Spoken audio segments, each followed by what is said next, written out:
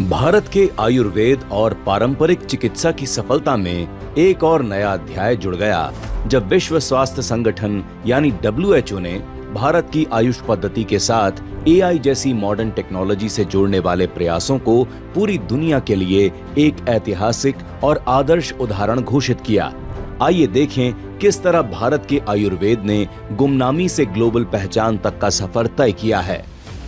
हजारों साल पहले जब दुनिया बीमारियों के नाम भी नहीं जानती थी, तब भारत में आयुर्वेद था, योग था, जो पीढ़ियों तक लोगों का जीवन बचाता रहा। लेकिन समय के साथ भारत की अचूक चिकित्सा पद्धति धुंधली होती गई। पहले अंग्रेजों ने हमारे योग, हमारे आयुर्वेद को पुराना और अवैज्ञानिक कहकर किनारे किया और फिर आजादी के बाद भी दशकों तक इसकी उपेक्षा होती रही। 2014 के बाद भारत की इस महान परंपरा के पुनर्जागरण का कालखंड शुरू हुआ। मोदी सरकार ने आयुष यानी आयुर्वेद, योग और प्राकृतिक चिकित्सा, यूनानी सिद्ध और होम्योपैथी को मिलाकर एक नए आयुष मंत्रालय का गठन किया और आयुष ऑल्टरनेटिव नहीं बल्कि मेन स्ट्रीम में शामिल होने लगा।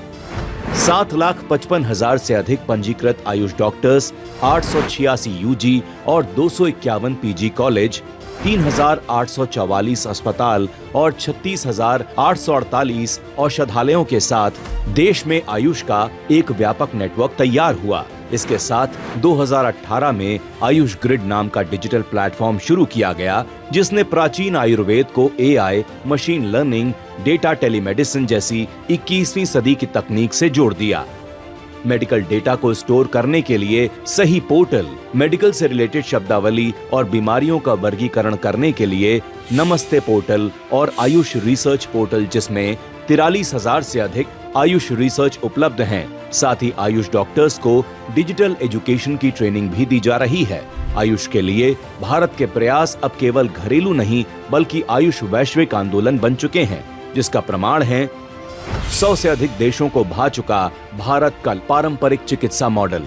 24 देशों और 48 संस्थाओं के साथ आयुष चिकित्सा के समझौते, 15 देशों में आयुष एकेडमिक सेंटर और आयुष के प्रति जागरूकता के लिए 35 देशों में आयुष इंफॉर्मेशन सेल।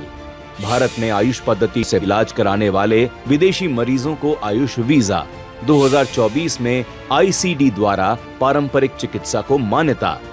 इनके साथ एक और बड़ी सफलता हासिल हुई जब जामनगर में WHO का ग्लोबल ट्रेडिशनल मेडिसिन सेंटर स्थापित हुआ और महाकुंभ में भी करीब 8 लाख तीर्थयात्रियों को आयुष का लाभ मिला। इन प्रयासों का परिणाम है कि भारत का आयुष बाजार $2.85 बिलियन से बढ़कर $43.4 बिलियन और निर्यात $1.09 बिलियन से बढ़कर $2.16 बिलियन हो चुका है।